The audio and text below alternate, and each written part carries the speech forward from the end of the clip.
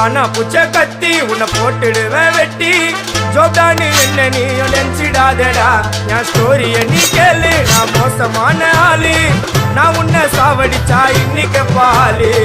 கூட 2 துரோகம் பண்ணா குடும்பத்தோட கொத்திடுவேன் ரோஜாப்பூ மாலை போட்டு ஐஸ் பாக்ஸ்ல கழட்டிடுவேன் என் வாழ்க்கைய நான் அழிச்சிட்டேங்க சிறையில